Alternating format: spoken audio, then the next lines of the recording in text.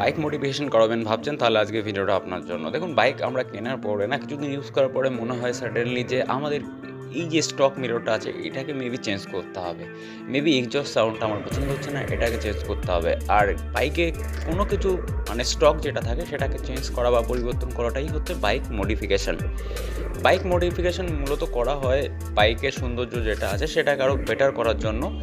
আরও অনেকে bike modification করে থাকে নয়েজটা বা সাউন্ড যেটা আছে সেটা বাড়ানোর জন্য বা লুকসটাকে আরও এনহ্যান্স করার জন্য মডিফিকেশন করে থাকে। এবার আমরা মডিফিকেশন করার সময় যেই মিস্টেকগুলো করে থাকি সেটা হচ্ছে, দেখুন, বাইক মডিফিকেশন করানোর কিন্তু কিছু গাইডলাইন আছে, সেটা আমাদের জানতে হবে।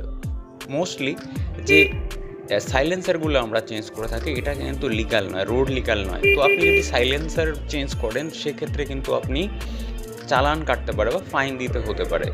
মিরর যেটা আছে, মিররটা কিন্তু বাই ল আপনাকে বাইকে রাখতে হবে। তো আপনি যদি বাইকটা থেকে মিররটা হাটিয়ে দেন কমপ্লিটলি, সেক্ষেত্রেও কিন্তু আপনাকে রোডে চালান দিতে হবে, পুলিশকে ফাইন, মানে পুলিশ আপনাকে ফাইন করতে পারে। সেক্ষেত্রে যদি আপনি জাস্ট মিররটাকে চেঞ্জ করে অন্য কোনো হ্যান্ডেল বার, এন্ড মিরর বা অন্য কোনো মিরর ইনস্টল করেন, সেক্ষেত্রে কোনো রকম কোনো সমস্যা নেই।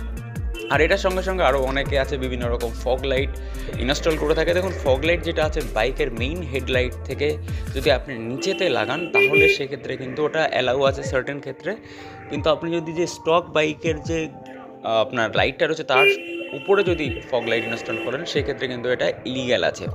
আবার ভারতবর্ষের বিভিন্ন স্টেটে কিন্তু ফগ লাইটটাই একদম ইলিগ্যাল আছে। তো বাইক মডিফিকেশন করার আগে এটা আপনাদের মাথায় রাখতে হবে। আর একটা জিনিস আপনার মাথায় রাখবেন, বাইকের যে কোনো মডিফিকেশন করতে গেলে কিন্তু আপনার বাইকের যে ওয়ারেন্টি থাকে সেটা কিন্তু মানে এক্সপায়ার হয়ে যায়, মানে ম্যানুয়ালে লেখাই থাকে যে আপনি বাইকের কোনো রকম কোনো মডিফিকেশন করলে পরে সেক্ষেত্রে কিন্তু আপনার যে বাইকের ওয়ারেন্টি আছে সেটা কিন্তু এক্সপায়ার্ড হয়ে যাবে। এই জন্য বলি সবাইকে যে বাইক মডিফিকেশন করার আগে আপনারা এই জিনিসগুলো মাথায় রেখে বাইক মডিফিকেশন করবেন। একবার মডিফিকেশন করা হয়ে গেলে সে কিন্তু প্রবলেম। আর একটা কথা বলি, প্রত্যেকটা বাইক কোম্পানি কিন্তু তার R&Dর পিছনে বা রিসার্চ অ্যান্ড ডেভেলপমেন্টের পিছনে কিন্তু একটা হিউজ টিম কাজ করে। তো তারা যখন বাইক লঞ্চ করে মার্কেটে, তারা কিন্তু অনেক রিসার্চ করে তারপরে একটা বাইক মার্কেটে লঞ্চ করে।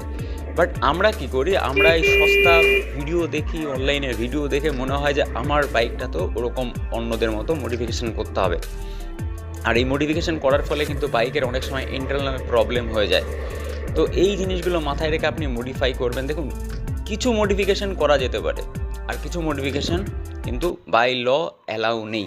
যেরকম আপনার বাইকের অরিজিনাল কালার, অরিজিনাল সাইলেন্সার, এইগুলো কিন্তু চেঞ্জ করলে পরে সেক্ষেত্রে আপনি ফেঁসে যেতে পারেন। তো এই জন্য বাইকে মডিফাই করার আগে একবার ভেবে চিন্তে মডিফাই করবেন। Thank you.